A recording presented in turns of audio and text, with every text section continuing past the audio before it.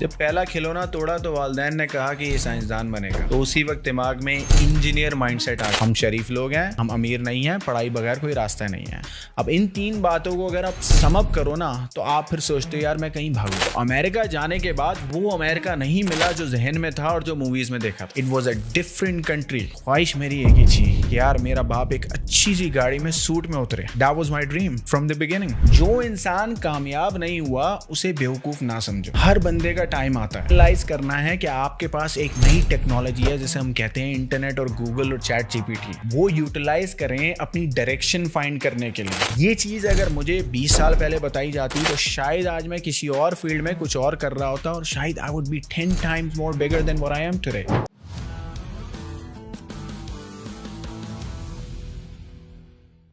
Assalamu alaikum to all people inside Pakistan and outside the country watching a podcast by Startup Pakistan, and this is your host Sohaib Siddiqui. ख़वातीन और हज़रात, आज हमें बड़ी ही interesting किस्म की personality ने join किया है।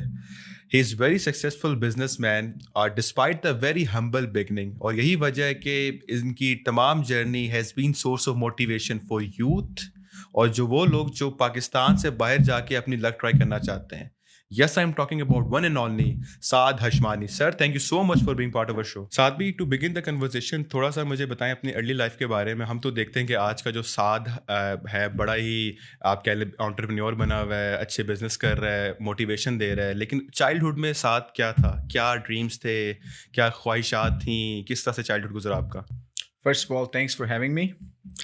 Childhood बड़ा सादा था, बहुत ही सिंपल था। I was known as the angry young man. अच्छा, गुस्से वाला एक बच्चा था, चिड़चिड़ा बच्चा था, ज़िद्दी बच्चा था, तंग करता था माँ बाप को। और वो कहते हैं ना, हर वो बच्चा जो बचपन में बहुत तंग करता है वो बाद में बड़ा सुख देता है। कुछ ऐसी स्टोरी है। बचपन एज सच इतनी अच्छी मेमोरीज नहीं है। सबसे अच्छी मेमोरी है पेरेंट्स की अटेंशन, एजुकेशन, और मेरे वालिदैन हमेशा से आप से बात करते थे मुझसे। अच्छा, तो वो बड़ी प्रोफाउंड मेमोरीज हैं कि बड़ी रिस्पेक्ट मिलती थी घर से, इवन दो एक बच्चे को टिपिकली इतनी रिस्पेक्ट नहीं मिलती हर हाउस होल्ड में। तो I think the strongest memory mentally जो मेरे पास है वो पेरेंट्स की रिस्पेक्ट है। और एक और जो स्ट्रॉन्ग मेमोरी जिसका मैं जिक्र कर चुका हूँ वो स्कूल में जो बुरी मेमोरीज हैं, जो कि टीचर्स और प्रोफेसर्स की बदसलूकी, वो बड़ा माइंड में रह गया है, जिसकी वजह से आज काम करने का दिल करता है। अच्छा, एट द सेम टाइम जब आपका ब्रॉटअप हो रहा होता है, आप बढ़ रहे होते हो, आपकी होती है ना एडमायर कि let's say I want to become a cricketer, या मैंने मीडिया इंडस्ट्री को ज्वाइन करना है या कंटेंट क्रिएटर बनना है, तो उस टाइम के ऊपर साथ क्या चाहता था? जब पहला खिलौना तोड़ा तो वालिदैन ने कहा कि ये साइंसदान बनेगा। तो उसी वक्त दिमाग में इंजीनियर माइंडसेट आ गया था कि इंजीनियर बनना है। I have to create something, I have to be different from everybody else. क्योंकि जो अग्रेशन थी ना, वो घर वाले नोटिस कर रहे थे कि यार ये ज़रा ज़िद्दी चिड़चिड़ा बच्चा है, हार नहीं मानता, तो उसको डाइवर्ट करना है किसी पॉजिटिव डायरेक्शन में। और words of motivation and words of encouragement जो मिलते थे, जो खिलौना तोड़ने पे टिपिकली डांट पड़ती है बच्चे को, लेकिन मुझे ये कहते थे कि यार ये कुछ बनाएगा, ये कुछ इंजीनियर साइंसदान बनेगा। तो इस एग्रेशन की रीज़न क्या थी? कोई इंसिडेंट हुए थे चाइल्डहुड में, या बाय बर्थ ही थे कि बच्चा होता है ना गुस्से का तेज़ होता है, बात ही बात पे गुस्सा करता है, या फिर ओवर द टाइम जाके चीज़ डेवलप हुई थी एग्रेशन वाली? क्योंकि वो आपकी पर्सनैलिटी में आज भी नज़र आती है। सॉर्ट ऑफ वो नहीं होता बड़ा एक रिजिड, तो would be a negative word. Khan की मेंटालिटी नहीं है कि यार मैंने ये काम करना है तो करना है, शौकत खाना में बनाना है तो बनाना है। आपसे शायद मेरी पहली अभी बात हो रही है, लेकिन आपसे मुझे वाइब और पर्सोना फील हो रहा है कि यार ये बंदा जो बोल रहा है ना बहुत डीप, और जो कह रहा है वो करके दिखाएगा। तो ये बचपन में बाय बर्थ इस तरह की थी या ओवर द टाइम कुछ हुआ यार नहीं मैंने अब तो प्रूव करने ही करने ना? यार ये एक चीज़ इंस्टिल्ड है कुदरती तौर पे। इसको इस तरह लेते हैं कि अक्सर रात में बुरे ख्वाब उठा देते हैं, तो हमेशा से एक है ना पैनिक मोड है जहन में, और मेरा ख्याल है वो कुदरती है, वही पैनिक मोड मुझे चलाता है। एक फिनोमेनन है जिसमें ये कहा जाता है कि अगर आपको दूध लेने जाना है तो आप पैदल चल के जाएंगे, लेकिन अगर आपको शॉपिंग करने जाना है तो आप गाड़ी चला के जाएंगे। कभी कभी ज़िंदगी में हालात इतने टफ होने चाहिए कि आपके अंदर वो एड्रेनलिन पैदा हो जाए, कुछ लोगों को जब सर पे नहीं पड़ती ना, उस वक्त तक मूवमेंट नहीं आती उनमें। सर पे पड़ती है वो उनके लिए अच्छा है, उनकी बदकिस्मती उनकी खुशकिस्मती है। जब सर पे पड़ती है तो वो एड्रेनलिन आती है, वरना इंसान सुकून में रहता है। तो ये एक ऐसा पैराडॉक्स है कि अगर आप कंफर्टेबल हो ना तो आप हिलोगे नहीं, लेकिन जब आपके यहाँ आके मच्छर बैठे या कोई कीड़ा बैठे फौरन से हिलोगे। आप अचानक से ना आपकी बॉडी में एक एड्रेनलिन आएगा अपनी जान बचाने वाला। तो वही ख्वाब जो मुझे आते हैं कि रात में 4 बजे उठते हैं कि कोई मारने आने वाला है और आँख खुल गई। और मैं ज़िंदगी इसी प्रिंसिपल पे जीता हूँ कि हमेशा कुछ ना कुछ एक्शन लेना है। What next? और इतना पैशन कि उस टाइम था इंजीनियर बनना है, जो खिलौना टूटा और माँ बाप ने कहा यार ये बच्चा कुछ करेगा साइंटिस्ट, और बड़ा ही डीप बंदा है तो साइंटिस्ट अच्छा प्रोफेशन रहेगा। तो वहाँ से आपने क्लियर हो गए थे यार कि मैंने इंजीनियरिंग करनी है, राइट? ये क्लियर हो गया था कि इंजीनियरिंग करनी है। ये क्लियर नहीं था कि क्या मैं अच्छा इंजीनियर बन पाऊंगा कि नहीं। ठीक है। वो कहते हैं कि एक आपका प्लान है और एक ऊपर वाले का प्लान है। बिल्कुल। ऊपर वाले ने जो प्लान किया था वो मैंने प्लान नहीं किया था, लेकिन उसने जो प्लान किया था वो उसने करवा दिया मुझसे। अरे साथ में हमने ये भी सुना है कि जब आप पाकिस्तान में थे आपने 12 दफ़ा अप्लाई किया वीज़ा के लिए, यूएस, यूके। तो वो क्या थॉट प्रोसेस था? एट द सेम टाइम आप तो चाह रहे थे कि यार यहाँ पे मेरा करियर थोड़ा सा अच्छे पैमाने पे हो जाए। अच्छे पैमाने से मीन एक बड़ा काम कर लूँ, बड़ा अच्छा इंजीनियर बन जाऊँ, क्योंकि उस पॉइंट पे रियलिटी आपको ही पता थी। लेकिन एट द सेकंड टाइम पे अप्लाई भी करे अमेरिका, तो I want to know, curious, एक तो ये कि 12 दफ़ा रिजेक्ट होना, क्या मोटिवेशन थी भाई? दूसरा ये कि अमेरिका जाके करना क्या है? वहाँ भी जाके इंजीनियरिंग ही करनी है, कुछ और करना है? हम जब बड़े हो रहे थे तो हमारी पूरी फैमिली, रिश्तेदार, इंस्टेंट फैमिली, वो बाहर रहते थे। ठीक है। तो आप जब बचपन से देख रहे हो वहाँ की लग्जरीज, वहाँ की सहूलतें, वहाँ की ज़िंदगी की आसानी, वहाँ की पीस ऑफ माइंड, शरीफ आदमी का काम नहीं है कुछ जगहों पर। शरीफ आदमी को सर्टेन हैबिटेट में रहना पड़ेगा टू प्रॉस्पर। मैं अभी एक एग्जांपल बड़ी रिपीट करता हूँ। एक पौधा धूप में उगेगा और कुछ पौधे छाँव में उगते हैं। तो the right plant has to be at the right place for it to grow. तो हमारे जहन में ये इंस्टिल किया गया था कि बेटा हम अमीर नहीं हैं, पढ़ाई बगैर कोई रास्ता नहीं है। ठीक है। हम शरीफ लोग हैं, हम अमीर नहीं हैं, पढ़ाई बगैर कोई रास्ता नहीं है। अब इन 3 बातों को अगर आप सम अप करो ना तो आप फिर सोचते हो यार मैं कहीं भागूं, मैं कहीं निकलूं। और क्योंकि फैमिली का प्रेशर था कि बाहर लोग हमारी फैमिली के थे ऑलरेडी, तो घर वाले बोलते थे आज नहीं तो कल हमने वहाँ चले जाना है, हमारी ज़िंदगी यही है। इसलिए हर बार रिजेक्शन में एक डिप्रेशन सा शुरू होता था और कुछ दिन काम नहीं करते थे और ज़िंदगी में मायूसी हो जाती थी। तो मायूसी भी इतनी रिपीट हुई कि अब मायूसी में भी काम करने की आदत हो गई है। मुश्किलें इतनी पड़ी कि आसान हो गई। ज़बरदस्त, बड़ी इंस्पिरेशनल किस्म की कहानी है। अच्छा, साथ में मुझे ये भी बताया ना, यहाँ पे 2 किस्म के माइंडसेट होते हैं। एक होता है बड़ा स्ट्रेटेजिक किस्म का चलता होता है, लेट्स से कि वो प्लान करता है मैंने एक सर्टेन काम करना है। For example he gives target to himself के बाय द एज ऑफ 25 उसने एक अच्छी जॉब लेनी है और एक अच्छी गाड़ी और घर की तरफ मूव करना है। ठीक है, उसके लिए वो एफर्ट डालेगा, करेगा। ठीक है, नहीं हो रहा कुछ और करके निकाल लेगा। एक माइंडसेट होता है यार मैंने ये काम करना है और मैंने इंजीनियर बन के ही करना है, मैंने बेस्ट इंजीनियर बनना है।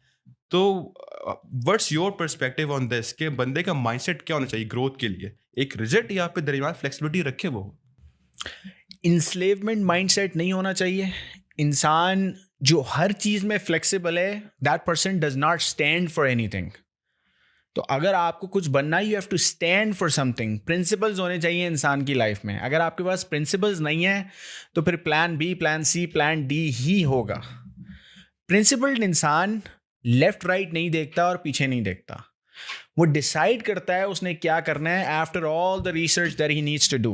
सो there has to be research. मैं ये नहीं कह रहा कि यार आप एक दिन उठें और कहें कि ऐसे ही पंखा घुमाना है। पंखा उस डायरेक्शन में घुमाना है जहां लीस्ट एयर रेजिस्टेंस हो, मूवमेंट प्रॉपर हो। गाड़ी का शेप भी है ना, इवॉल्व हुआ है इतने सालों में, तो हम एज ह्यूमंस क्यों नहीं इवॉल्व होंगे? फिगर आउट करना है कि रिपिवट करना है खुद को कि मैंने ये करना है, अभी पॉसिबल चीज़ें ये हैं, मैं अटेम्प्ट करूंगा, इससे बेहतर आगे मैं ये करके वहां तक पहुंच जाऊंगा, राइट? दूसरा मुझे ये बताया, अमेरिका गए तो वहां पे जाके क्या स्ट्रगल जर्नी थी? लेट्स से यहाँ पे आप आई बिलीव आप इंजीनियरिंग एनईडी से कर रहे थे, राइट? तो वहाँ पे जाके दोबारा था कि मैंने इंजीनियरिंग में करना है, या फिर वहाँ पे जाके क्योंकि 12 दफ़ा आप अप्लाई कर रहे हो, उसके बाद जाके एक चीज़ हो जाए ना, बड़ी खुशी मिलती है। फिर बंदा कहता है अब तो मैंने एक काम करके दिखाना है भाई, मैं यहाँ तक पहुँच चुका हूँ। प्रेशर भी होगा, आप एनईडी छोड़ के जा रहे हैं, एनईडी में एडमिशन इतना आसान तो होता नहीं है, इंजीनियरिंग भी आप पढ़ाई में भी अच्छे थे। तो वहाँ पे जाके अब वहाँ पे क्या एक रीपिवट करके खुद को क्या सोचा कि अब साथ करना क्या चाहता है? अच्छा, पहले तो ये ले लें कि वीज़ा मिलने के बाद जो खुशी होने वाली बात आपने कही है, मेरी वालदा एक पॉइंट बड़ा रिपीट करती हैं, जो कि करती थी every time we got rejected, के दूर के डोल सुहाने। तो अमेरिका जाने के बाद वो अमेरिका नहीं मिला जो जहन में था और जो मूवीज़ में देखा था। It was a different country. जब आप रह रहे होते हैं ना, when you are experiencing it, देखना और महसूस करना are two different things. Experience करने में काम काम काम, stress stress stress. American economy की अगर आपको मैं मज़े की बात बताऊं, system wants to wake you up every morning. आप रोज़ जब सुबह उठ के अपना मेल बॉक्स खोलते हैं ना, तो अगला बिल, अगला टैक्स स्टेटमेंट, अगले प्रेशराइज करने वाली चीज़ें जो आपको रिपीटेडली मूव कराती हैं, इस तरह सिस्टम चलता है। नॉर्मल कंट्रीज में it's a system of cash, पैसे का सिस्टम है। अमेरिका में सिस्टम है कैश फ्लो का। कैश फ्लो, पैसे की रोटेशन, मूवमेंट ऑफ मनी। तो हम जब वहाँ पहुँचे तो एक्सपेक्टेशन ये थी कि यार हम भी बर्फ़ में न्यूयॉर्क की गलियों में वॉक करेंगे, या हमारे भी लग्जरी लैविश गाड़ियाँ होंगी, सुकून होगा लाइफ में, दिन के 8 घंटे 10 घंटे घर में बैठे होंगे, अच्छे फूड ऑर्डर हो रहे होंगे। वो सब नहीं था। Typically you wake up and you go to work. काम शुरू करना है डे 1 से। स्पेशली अगर कोई आया ना, देखें हर कंट्री में है ना आपकी एक क्लास है। आप पाकिस्तान में बैठे हैं, अगर आप डिफेंस में रहते हैं तो आपका एक मेंटल स्टेट और है, आपकी क्लास और है, आपकी कॉन्वर्सेशंस और हैं। आप नॉर्थ नाज़िमाबाद में रहते हैं, मैं नॉर्थ नाज़िमाबाद से था, आप नॉर्थ नाज़िमाबाद में रहते हैं, वहाँ की मेंटल स्टेट, वहाँ की कॉन्वर्सेशंस और हैं। अब जब आप अमेरिका चले जाते हैं तो to Pakistanis they feel like oh ये तो अमेरिका पहुँच गया। बट वहाँ की भी आप bottom of the bottom class में है व्हेन यू माइग्रेट देयर। आपके पास घर नहीं है अपना, जब आप गए हैं आपने घर बनाना है ज़ीरो से, और हम यहाँ से कुछ लेके तो नहीं गए थे। ज़ीरो से घर बनाना था, ज़ीरो से गाड़ी बनानी थी, ज़ीरो से करियर बनाना था। अभी आपने ख्वाहिश की बात की थी हम स्टार्ट करने से पहले कि ख्वाहिश क्या है आपकी। ख्वाहिश मेरी एक ही थी कि यार मेरा बाप एक अच्छी सी गाड़ी में सूट में उतरे। That was my dream from the beginning. अच्छा, उस टाइम के ऊपर आप अमेरिका पहुंच के होगा ना कि आप पूरी फैमिली रिलोकेट हो रही है, वहाँ पे जॉब भी किसी के पास नहीं, पैसे भी नहीं है, अब आप एक स्टूडेंट फेज के अंदर थे वहाँ पे, तो आप किसी में तो आया होगा ना साथ, बेटा जाके आपने पढ़ाई में तीर मारने, आपने गोल्ड मेडल लेके आने, आप पता लगे पाकिस्तान से कोई बॉय आया है, राइट? तो उस टाइम के ऊपर मुझे तो बताएं कि एजुकेशन का डिसीजन अगेन इंजीनियरिंग था, या डिफरेंट चीज़ करना चाह रहे थे, या फिर थोड़ा पॉज लेके पहले आपने सपोर्ट किया फैमिली को, या फिर डायरेक्ट पढ़ाई की तरफ रुजू कर लिया? इंजीनियरिंग शुरू से फोकस था। ठीक है। हमारे जहन में ये था कि बेटा पढ़ाई बगैर तुम यहीं रहोगे जहाँ शुरू कर रहे हो। वही 2K की बस का सफ़र है, वही गंदे गिलास में पानी पीना है, वही पानी वाला सालन खाना है। तो पढ़ाई बगैर गरीब बाहर नहीं आ सकता। ठीक है। ये तो आज भी वही बेसिक्स है। अब पढ़ाई करने के तरीके बदल गए इंटरनेट आने के बाद। इंजीनियरिंग ही फोकस था, और हमारे पास ये लग्जरी नहीं थी कि सिर्फ जाके पढ़ाई कर लें, या ये लग्जरी नहीं थी कि सिर्फ काम कर लें। दोनों लग्जरी हैं मेरी नज़र में। जिसने जाके सिर्फ पैसे कमाने, I think that's a blessing. One dimensional होना है ना बड़ा आसान है ज़िंदगी में, लेकिन अगर आपके जहन में ये है कि यार मुझे पढ़ाई भी करनी है, मुझे काम भी करना है, मुझे फैमिली को टाइम भी देना है, मुझे करियर भी सेट करना है, और मुझे कुछ बनना भी है। एवरेज नहीं बनना। एवरेज कौन होता है? जो ग्रेजुएशन करता है और एक जॉब करता है। और नथिंग अगेंस्ट दैट पर्सन, मैं उसके खिलाफ नहीं हूँ। मेरा जहन एवरेज बनने का नहीं था। अगर मैं एवरेज बनने का सोचता तो शायद आज मैं यहाँ नहीं पहुँचता। मैंने अबव एवरेज बनने का सोचा तो थोड़ा बहुत करीब पहुँच गया मैं एवरेज के। अच्छा, सभी जाके एफर्ट करते हैं, डिफ़िकल्टी फेस होती है, जो भी स्टूडेंट बाहर जाते हैं वो काम भी कर रहे होते हैं, पढ़ाई भी कर रहे होते हैं, तो आपने ऐसा क्या डिफरेंट किया, और जो बिज़नेस ने जल्दी से कहाँ से आइडिया आया कि मैंने यही करना है बिज़नेस वगैरह, तमाम चीज़ें कैसे अनफोल्ड हुई? अच्छा, बिफोर आई आंसर दैट, मैं एक बात बड़ी स्ट्रांगली कहूँगा लोगों को, जो इंसान कामयाब नहीं हुआ उसे बेवकूफ़ ना समझो। हर बंदे का टाइम आता है। तो जो कामयाब नहीं हुआ उसे बेवकूफ़ ना समझो, ये नहीं देखो कौन कह रहा है, ये देखो क्या कह रहा है। मैंने बहुत से ऐसे लोग देखे हैं जो मुझसे ज़्यादा ज़हीन है, मुझसे ज़्यादा हार्ड वर्किंग है, आज कामयाब नहीं हुए। लेकिन इसका ये मतलब नहीं है 2 साल बाद वो कामयाब नहीं होंगे, 3 साल बाद नहीं होंगे। एवरीवन, सबका वक़्त आता है। अच्छा, before getting to that question जो मैंने सवाल किया था, आपने एक बात की कि वन डायमेंशन होना बड़ी एक प्रिविलेज या ब्लेसिंग है कि बंदे को पता है मैंने ये काम करना है। तो क्लैरिटी लाइफ के अंदर कैसे लेके आए? क्योंकि पाकिस्तान का अलमिया क्या, पहली एजुकेशन तो सोसाइटी चाचा मामा कह रहे हैं आप इंजीनियरिंग कर लो, डॉक्टर बन जाओ, उसके बाद जाके बच्चा 4-5 साल फील्ड में करता है, यार ये तो मेरे बस की है ही नहीं, मैं बीबीए करता हूँ, मैं एमबीए करता हूँ, अपने करियर में आ रहा होता है। तो क्लैरिटी कैसे हासिल की जा सकती है? जितना अर्ली आप क्लैरिटी कर लोगे उतना ज़्यादा चांसेस है सक्सेसफुल हो जाओगे। हुँ। और ये कोई ना कोई आपका एक लाइफ में एक होता है ना, ट्रिगर पॉइंट होता है, जो जाके आपकी मेमोरी में जाके ना यहाँ पे रह जाता है माइंड के अंदर, यार ये आपको तंग करता है, सोने नहीं देता है। तो ये चीज़ें किस तरह से हो सकती है एक नॉर्मल बच्चा जो अपने आइडेंटिफाई करना चाहता है? तो what advice would Saad give to that, to him और हर? अच्छा, इसको 2 तरीके से आंसर करते हैं। नंबर 1 चीज़ तो वो हम कहते हैं ना, सो कॉल्ड पाकिस्तानी मैट्रिक्स, जो एक एन्स्लेवमेंट माइंडसेट है कि बेटा आपने, स्पेशली ये अंडर प्रिविलेज्ड लोगों को, लोअर मिडिल क्लास वाले तबके को ये फ़ीड किया जाता है कंसिस्टेंटली कि बेटा आपने स्कूल जाना है, फिर कॉलेज जाना है, फिर यूनिवर्सिटी जाना है, और यूनिवर्सिटी में हम आपको सिखाएँगे कि हमारा गुलाम कैसे बनना है, फिर आप हमारे गुलाम बनेंगे। या आप हमारे गुलाम बनेंगे, फिर हम आपको बाहर भेजेंगे, आप बाहर से पढ़ के फिर वापस आके हमारे गुलाम बनेंगे। तो सबसे पहले तो ये माइंडसेट हट जाना चाहिए हम लोग सबके जहन से। मैं बहुत से ऐसे लोगों से मिला जिन्होंने आउट ऑफ द बॉक्स चीज़ें की, and they became more successful than a doctor, than a engineer, than a scientist.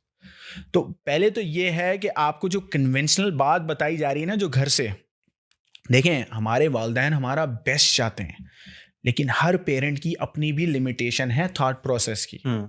तो आपने ये एनालाइज करना है कि आपके पास एक नई टेक्नोलॉजी है जिसे हम कहते हैं इंटरनेट और गूगल और चैट जीपीटी, वो यूटिलाइज करें अपनी डायरेक्शन फाइंड करने के लिए। अपने 5 सॉलिड पॉइंट्स लिखें कि मैं इन चीज़ों में अच्छा हूं, और उसकी बेस पे अपना करियर चूज करो। अपनी स्किल को इन्हेंस करके मोनेटाइज करना सीखो, ना कि आप ऐसी स्किल की तरफ जाओ जो आपको करके डिप्रेशन हो रहा है, नींद आ रही है, बिस्तर से उठ नहीं पा रहे वो करने के लिए। तो first of all we have to make sure that we find out कि हमारे पॉजिटिव्स क्या हैं। ये चीज़ अगर मुझे 20 साल पहले बताई जाती तो शायद आज मैं किसी और फील्ड में कुछ और कर रहा होता, और शायद I would be 10 times more bigger than what I am today.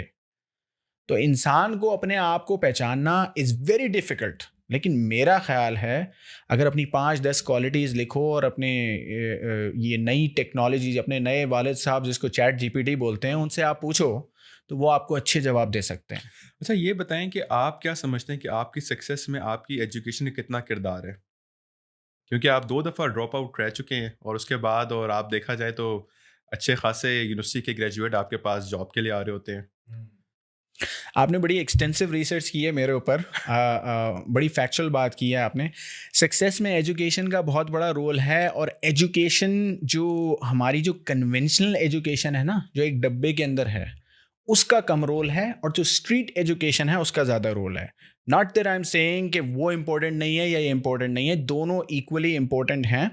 लेकिन जो बैकअप माइंडसेट है ना कि यार मैं एक डिग्री लेके तो रख लूँ, क्योंकि अगर हालात बुरे हो गए तो मैं जाके दोबारा अपना जॉब कर लूँगा, ये backup mindset is a defeat mindset in my opinion.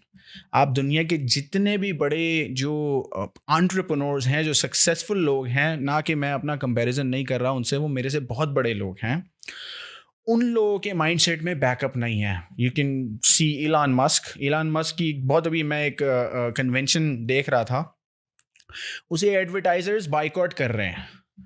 उसने कहा यू कैन नॉट ब्लैकमेल मी, मेरा जो स्टैंस है, मेरा जो प्रिंसिपल है, मैं उसे फॉलो करूंगा, ना करो एडवर्टाइज मुझसे। आपने इतना ताकतवर बनना है कि जब आपको हज़ारों लोग बाइकआउट भी कर रहे हैं आपको फ़र्क नहीं पड़ता, क्योंकि आपको पता है आप कल सुबह फिर ऑफिस में होगे 5 बजे उठ के।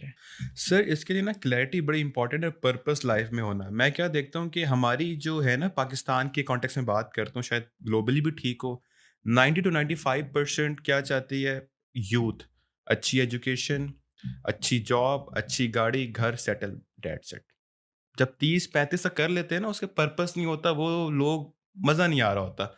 दूसरी तरफ देख के जो कामयाब लोग हैं, बिल गेट्स, स्टीव जॉब्स की एग्जांपल ले लें या कोई भी कर ले, उसके अंदर ना एक थर्स्ट, पैशन, बर्निंग डिजायर होती है, ठीक है?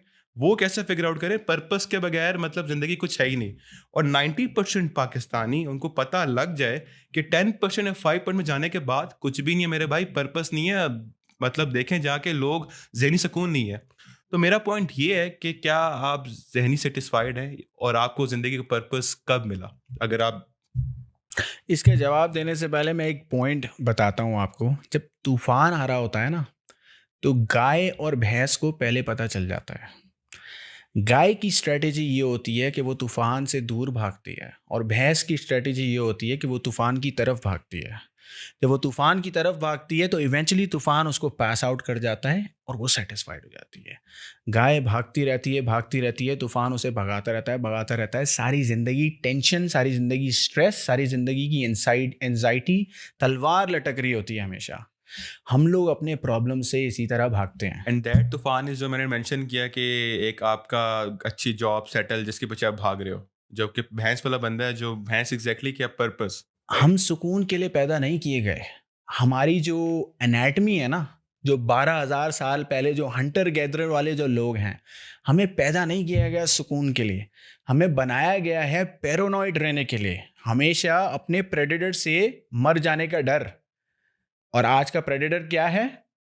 Economic crisis. तो भाई हमें बनाया ही इसलिए गया है कि हिलते रहो, चलते रहो, कुछ करते रहना है। हमें आराम के लिए नहीं बनाया गया। ये जो माइंडसेट है ना कि यार मैं इतने साल ये कर लूँगा फिर मुझे आराम मिल जाएगा। मैं इसकी एग्जांपल इसी तरह लेता हूँ, और मैं जिम की बात बड़ी करता हूँ कि एक बच्चा है जो 4 साल जिम जाता है, बहुत सॉलिड बॉडी बना लेता है, और फिर बोलता है मैं रिटायर हो जाऊँ। क्या उसकी बॉडी रहेगी अगले 4 साल? नहीं रहेगी। तो हमारी एनाटमी हमें बता रही है you have to consistently work and you have to consistently do something to stay strong and fit. अच्छा, आप वही बात है, जिम पे एग्जांपल लेते हैं आप, मैं बॉडी बिल्डिंग कर रहा हूँ या कोई बंदा कर रहा है, उज़ैर भाई कर रहे हैं, ठीक है? इनका पर्पस होगा ना कि मैं अच्छा दिखूँ यार, मेरे डोले शोले हों, ताकि मैं बाहर निकलूँ, लोग मेरी तारीफें करें, ठीक है? तो पर्पस मैं कह रहा हूँ वो कैसे आएगा? ठीक है, आपने सब कुछ कर लिया, ठीक है, लेकिन अभी अभी आप क्या चाहते हो लाइफ से? व्हाट इज योर पर्पस, अगर मैं पूछूं? जिंदगी का मकसद पहले था कुछ बन जाना। ठीक है, वो तो आपने बाबा को अपनी गाड़ी भी आपने कहा था दिला दी, सूट पहन के सब कुछ हो गया, ठीक है, अब जिंदगी सेटिस्फाई सब कुछ है, अभी आप क्या चाहते हो? मेरी एक फिलॉसफी है कि इंसान पहले काम करता है अपने करीबी 5 लोगों के लिए, अपनी फैमिली के लिए। फिर वो काम करता है करीबी 20 लोगों के लिए। फिर वो काम करता है करीबी 100 लोगों के लिए, और आखिर में वो काम करता है कम्युनिटी के लिए। मैं उस कम्युनिटी सिस्टम में हूँ। मेरी जो बातें हैं ना, मैं चाहता हूँ उससे अब हज़ारों लोगों को फ़ायदा पहुँचे। जो बातें मैं आज कह रहा हूँ, आज से 20 साल पहले काश मुझसे किसी ने की होती फ्री में। बहुत कुछ अचीव किया जा सकता था इन बातों से। ज़िंदगी है ना, इज़ सिक्लिकल, कभी ऊपर है कभी नीचे है। एक बादशाह एक वज़ीर को कहता है कि भाई मुझे कुछ ऐसी बात लिख के दो जो सही हो जाए तो भी मैं मुस्कुराऊं, और गलत हो जाए तो भी मैं मुस्कुराऊं। वज़ीर उसे कुछ लिख के देता है, वो उसे पढ़ता है। उसमें लिखा होता है ये वक्त भी गुजर जाएगा। लाइफ में कभी चीज़ें एक जैसी नहीं रहती।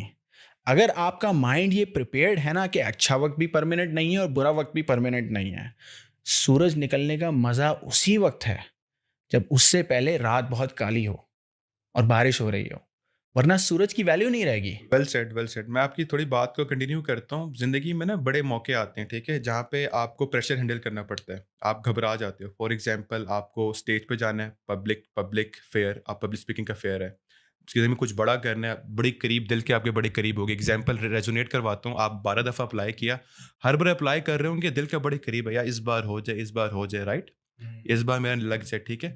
तो प्रेशर एक होता है ना, एंजाइटी, उसको कैसे मैनेज किया जाए? आप चाहते हो लंबी रेस के घोड़ों में बहुत बड़ा काम करूं, ठीक है, जितना बड़ा काम करोगे उतना ज़्यादा प्रेशर इंसान के दिमाग पे, ये चीज़ फटने लग जाती है। वो कैसे मैनेज किया जाए प्रेशर हैंडल? क्योंकि जितने बड़े बिजनेसमैन हैं एक साइड से लगते हैं तो कुछ करते ही नहीं, जाते हैं मीटिंग में जाते हैं, साइन करते हैं, ठीक है ये काम तुम कर लेना, ये तुम कर लेना, लेकिन प्रेशर जो कि नज़र नहीं आता, इनविजिबल होता है, तो वो कैसे हैंडल किया जाए? तूफान की तरफ भागना होगा, तूफान से दूर नहीं भागना होगा। हमें बचपन में ये बताया जाता था कि जब आप स्कूल में पढ़ रहे थे तो पेरेंट्स कहते थे बस कॉलेज जाओगे तो लाइफ आसान हो जाएगी। मुझे भी याद है ये ट्रैप। कॉलेज जाते थे तो कहते थे आप यूनिवर्सिटी जाओगे तो लाइफ आसान होगी। यूनिवर्सिटी जब जा रहे थे तो पेरेंट्स बोलते थे बस ग्रेजुएशन ख़त्म करो, ज़िंदगी मज़े में होगी आपकी। असल में किया जा रहा था हमारे दिमाग को ट्रेन कि आप स्ट्रेस लेने के आदी हो जाओ, and that's what life is.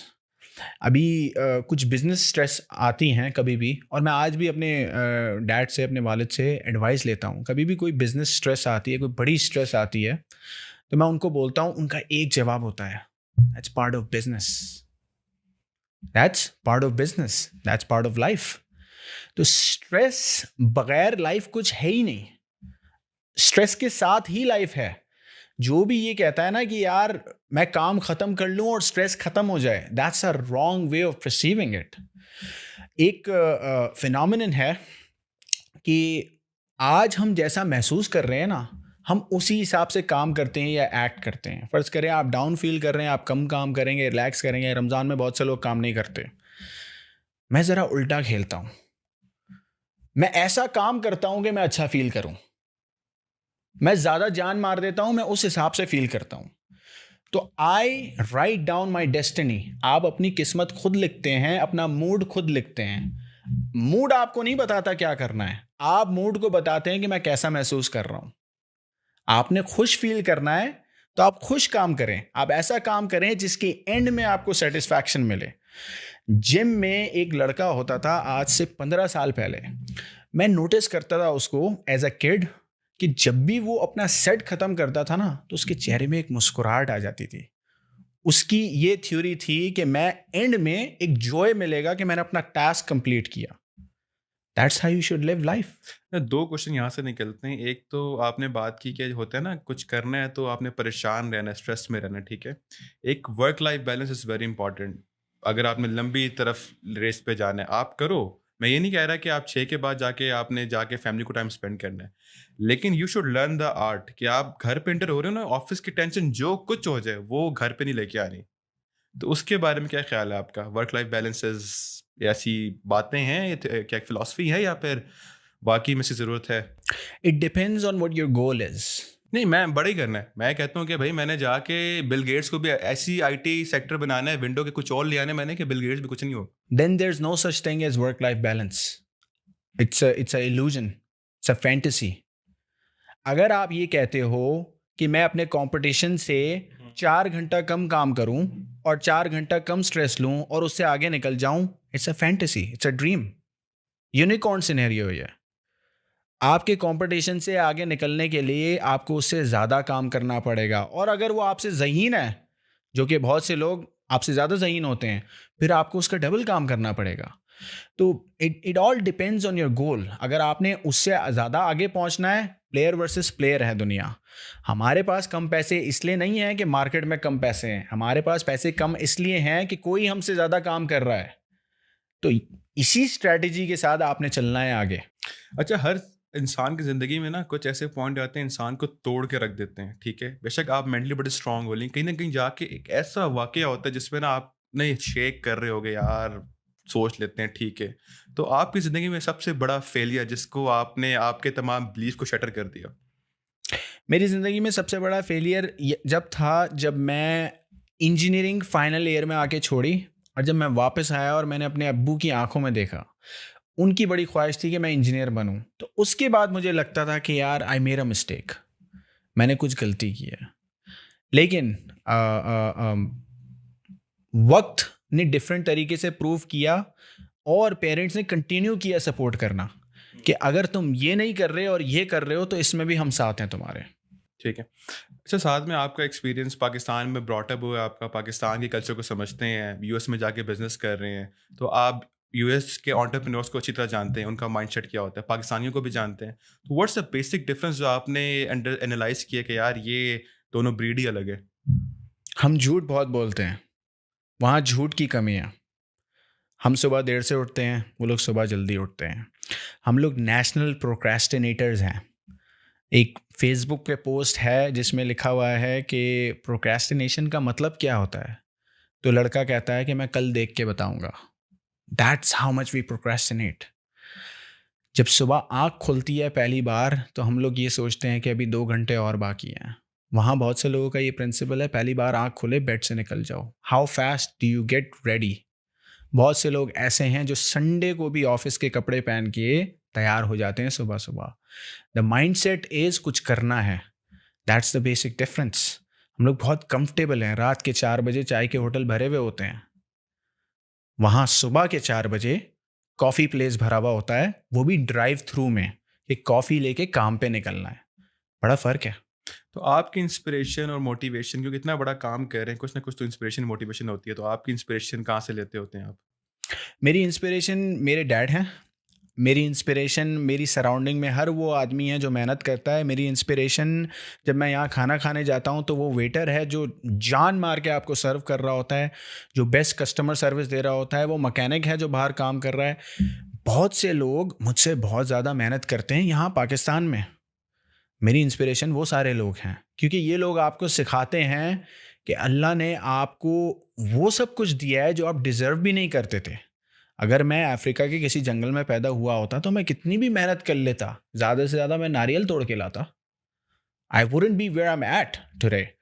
तो बहुत बार मेहनत करने का दिल उसलिए भी करता है कि आपको एक जगह दे दी है जो आप डिज़र्व नहीं करते थे।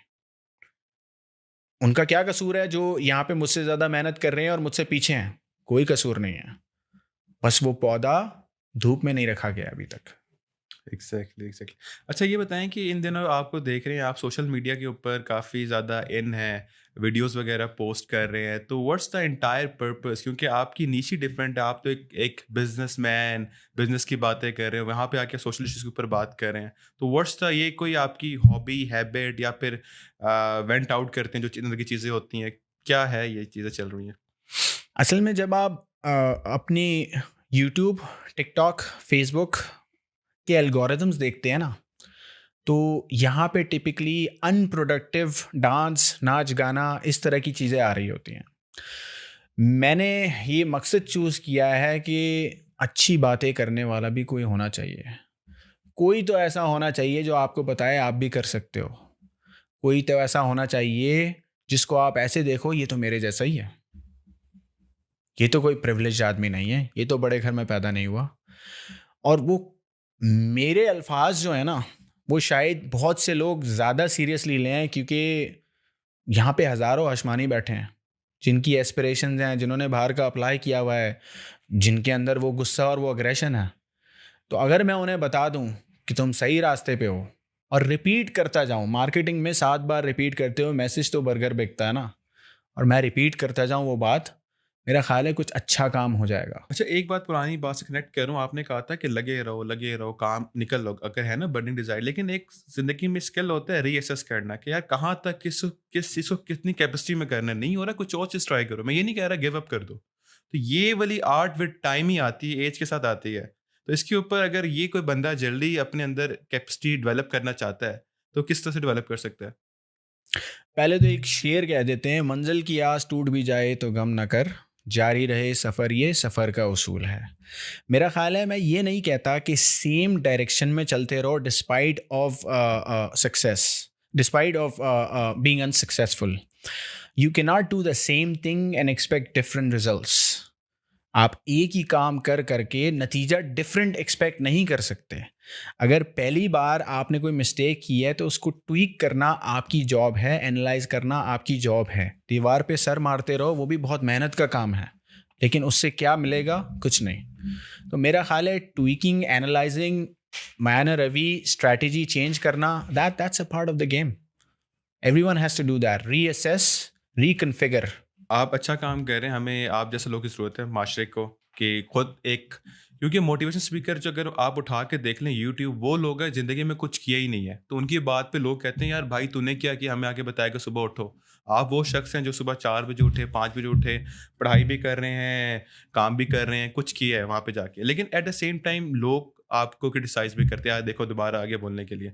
तो ये आप क्रिटिसिज्म को कैसे हैंडल करते हो? तो आप कर भी उनके लिए रहे हैं और लोग आपको भी और क्या कहते हैं, तंकीद का निशाना बना रहे हैं।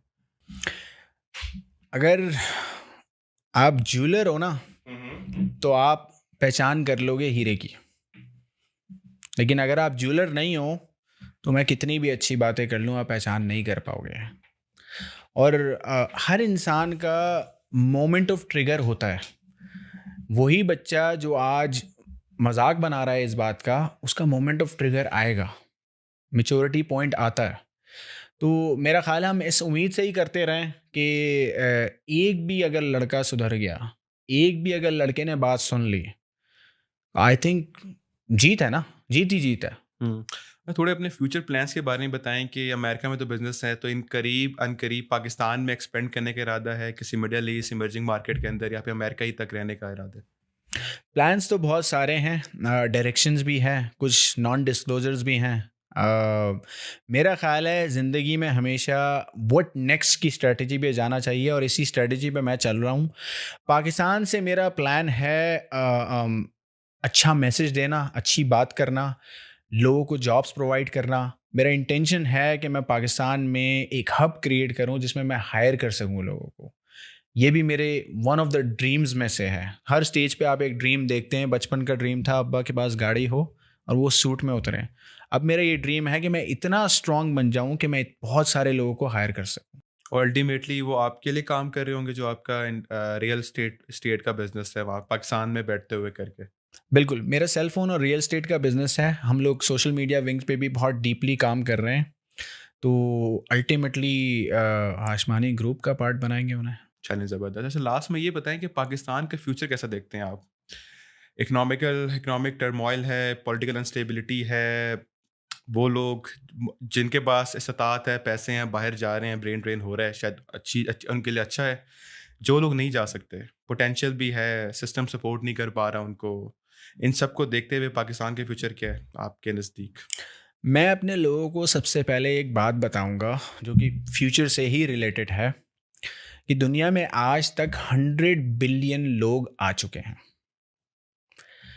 अगर आप ह्यूमन जेनेटिक्स की कॉम्बिनेशन देखें ना, तो 100 बिलियन के भी लाखों हज़ारों गुना पैदा हो सकते थे।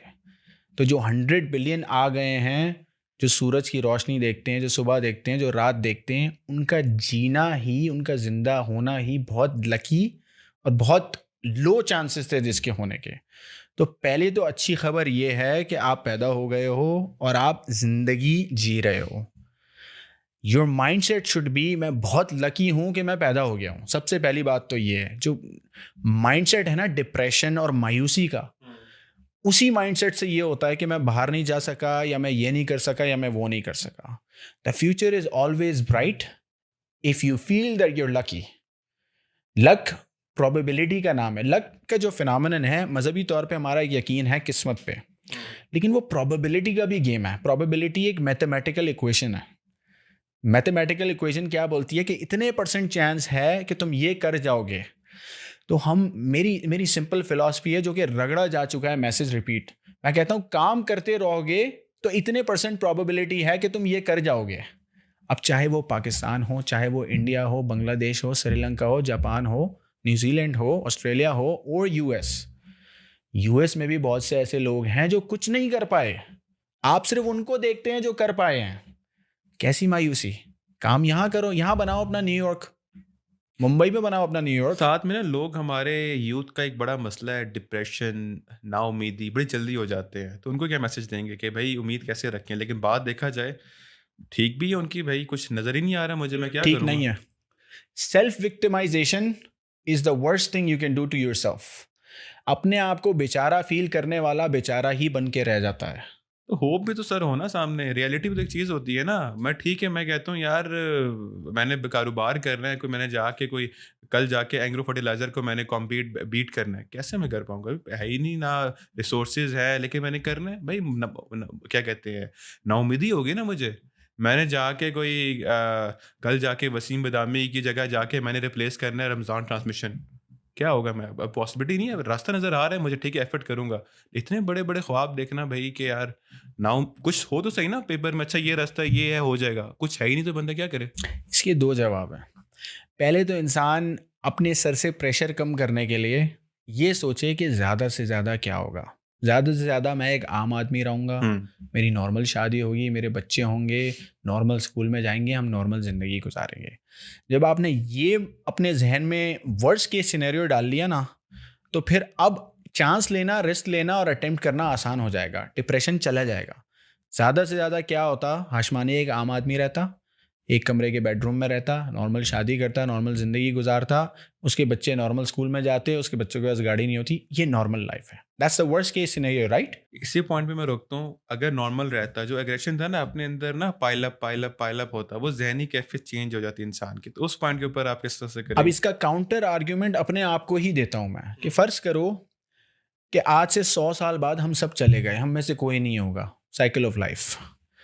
100 साल बाद क्या आप एक ऐसे बंदे के नाम से जाना जाते हो जो एवरेज रहा, या जो डिप्रेशन में रहा और जो मायूस रहा, या आप एक ऐसे बंदे के नाम से जाने जाते हो जिसने कोशिश की? कोशिश करने वाले की इज्जत होगी 100 साल बाद, उसका शायद पुतला लग जाए। डिप्रेशन में रहने वाला, कंप्लेन करने वाला, सेल्फ विक्टिमाइजेशन वाला, मायूस रहने वाला, no one's gonna remember that person. आप याद नहीं रखेंगे। मैं यहाँ से जाऊँगा 10 दिन बाद, 15 दिन बाद, 20 दिन बाद, आप मेरा नाम भूल जाएंगे। लेकिन अगर मैं सामने आता रहा और मेरी कामयाबी आपके सामने आती रही, तो आप मुझे याद रखेंगे। That's how you make people remember you. Self victimisation, मायूसी, आप उससे याद, मायूसी तो कुफर है ना, तो लोग आपको याद नहीं रखते उससे। लोग याद नहीं रखते, तो अगली जो जनरेशन आ रही है ना, उनकी भी जो जीन्स है ना, जेनेटिक्स हैं, उनमें वो मायूसी का खून दौड़ रहा होगा। तो आप तो अपने आने वाले बच्चे के बच्चे को भी आप सफ़र करा रहे हैं मायूस रह के। राइट, हमेशा आपने ऑप्टिमिस्टिक रहना है। और उसका पॉइंट आपने अच्छा बताया कि मैक्सिमम क्या हो पाएगा, नहीं कर पाओगे, लेकिन लोग तो ये तो देखेंगे ना, हाशमानी ने या सोहेब ने एफर्ट डाली थी भाई। नहीं हुआ कोई बात नहीं, मेरे हाथ में तो नहीं है ना। तो जो कंट्रोलेबल वेरिएबल्स है उस पर काम करो, जो नहीं है आप छोड़ दो उस पर, बस छोड़, अल्लाह है ना ऊपर, बेस्ट प्लानर। अच्छा, साथ में टॉपिक चेंज करते होते हैं। अब आपका बड़े ही एक पैरेलल वर्ल्ड, यूएस हम एडमायर करते हैं, अमेरिका जाने, Pakistan Lyari, north Nazimabad is something different, right? तो आपने एजुकेशन यहाँ भी हासिल की है, यहाँ पे एनईडी के अंदर, वहाँ पे भी जाके आपने टेक्सास से जाके इंजीनियरिंग की है। तो क्या डिफरेंस देखा है दोनों के स्टूडेंट्स के अंदर? क्या माइंडसेट होता है, क्योंकि यहाँ और वहाँ के? वहाँ पढ़ाई रिलेटिवली ईजियर है, क्योंकि स्ट्रक्चर्ड है। हमारे दिमाग ऑर्गेनाइज नहीं है, टिपिकली हमें ऑर्गेनाइज करना पड़ता है। तो अगर हमें, जैसे आप अगर कोई मील भी खा रहे होते हैं ना, खाना खा रहे होते हैं, तो आप मीठा अलग प्लेट में रखते हैं और मेन कोर्स अलग प्लेट में रखते हैं, और पीने की चाय अलग उसमें होती है, ग्लास में पानी अलग होता है। सबको अगर मिक्स करके आप दे देना बच्चे को, तो वो एनालाइज नहीं कर पाएगा फ्लेवर्स, और वो फॉगी हो जाएगा मेंटली। तो वहाँ पढ़ाई का सिस्टम इसलिए कामयाब है कि वो आपको फॉगी नहीं करते, वो स्ट्रक्चर्ड एंड ऑर्गेनाइज है। और वहाँ भी यही फिनोमेनन है कि जो आपको प्रोफेसर पढ़ा रहा है ना, वो तो एक आम आदमी है, वो टीचिंग की जॉब कर रहा है। लेकिन किताब जिसने लिखी है ना, उसको फॉलो करो। किताब लिखने वाला, उसने क्रिएट की हैं बड़ी बड़ी चीज़ें। तो क्लास में कम पढ़ो और किताब से ज़्यादा पढ़ो, ये फिनोमेनन है। और साथ में अमेरिका के अंदर काफ़ी लोग जाके एजुकेशन हासिल करना चाहते हैं, क्योंकि काफ़ी क्वालिटी इंस्टीट्यूट वहाँ पे हैं। लेकिन एट द सेम टाइम आप बताएं, जैसे अपने एक्सपीरियंस से, इमिग्रेंट्स जाते हैं या बाकी नेशनल जाते हैं, how America open for them? Media में तो बड़ा अच्छा लगता है, बीबीसी, CNN खोल लो भाई, अमेरिका से बेहतर जगह है ही कोई नहीं। लेकिन रियलिटी क्या है वहाँ पे? दरवाजे खुले हैं। अमेरिका में काम करने वाले की इज्जत है, पढ़ने वाले की इज्जत है। कोई आपका नाम नहीं देखता, कोई रेसिज्म नहीं है, कोई मसला नहीं है। अमेरिका एक ऐसी जगह है जो सबको वेलकम करती है, as long as you are willing to work. मैंने बहुत से ऐसे लोग देखे हैं जो फाइनेंशियली स्टेबल नहीं थे, उनको भी वीज़ा मिले। इसका मैं एक और पर्सपेक्टिव दूंगा, जो कि उसके लिए है जो प्रिविलेज है, अमेरिका में रहता है या पाकिस्तान में रहता है। देखिए, कन्वेंशनल एजुकेशन जो है ना, वो अब एक इंस्लेव्ड एजुकेशन है। It's being operated by corporations and people who want you to be their puppet. तो कन्वेंशनल एजुकेशन में रहते हुए अनकन्वेंशनल कैसे रहना है, ये भी एक वेरिएबल आ गया है अब इक्वेशन में, जो कि पहले के लोगों के लिए नहीं था। पहले ये होता था कि जब आप ग्रेजुएट करते थे ना, तो जाके आपको जॉब मिलती थी, आप कमाना शुरू कर देते थे। अब जब आप ग्रेजुएट करते हैं, स्पेशली अमेरिका जैसी कंट्री में, तो आपकी एक स्टूडेंट लोन डेप्ट होती है। आप वो पाइल अप करके फिर आप जाते हैं जॉब करने। अब जब आप जॉब करने जाते हैं तो अगले 10-20 साल आप वो पे ऑफ करते रहते हैं, और आप कभी नहीं पहुंचते जी वैगन, लैम्बोर्गिनी और बड़े घर में। तो आपकी लाइफ मीडियोकर रहती है, क्योंकि आप एक स्लेव हैं। स्लेव ना रहने के लिए अनकन्वेंशनल खेलना पड़ेगा। बहुत से लोग हैं ना, जो जैसा सिखाया जाए वैसे करें ना, मैं उनको कहता हूँ थोड़ी मंकी स्ट्रेटेजी है।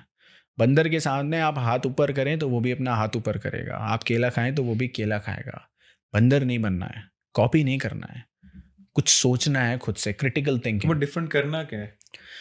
आप जिस चीज़ में अच्छे हो उस चीज़ को लिखो और उस चीज़ को एक्सप्लोर करो। इंटरनेट के ज़माने में आपको कुछ भी करने में डिफ़िकल्ट नहीं है। पहले ज़माने में कंस्ट्रेंट्स थे आपकी लाइफ में, आपको कुछ क्रिएट करना है, आप क्रिएट नहीं कर पाते थे। अब तो इन्फॉर्मेशन का इन्फ्लक्स है, इन्फॉर्मेशन तो बाहर इतनी पड़ी है, लेकिन अब आपको सेलेक्ट करना है कि आपने क्या पिक करना ये है भी उसमें स्किल हो से। चुके हैं, एक राइट सोर्स ऑफ इंफॉर्मेशन को पिक करना, फिर एनालाइज करना और इम्प्लीमेंट करना।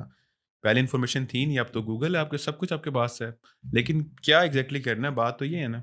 कभी कभी चीज़ों को सिंपल स्टूपिड रखना भी ज़रूरी है। अगर आपको लगता है कि मैं इस चीज़ में अच्छा हूँ, तो इस चीज़ को एक्सप्लोर करो, खुद को चांस दो।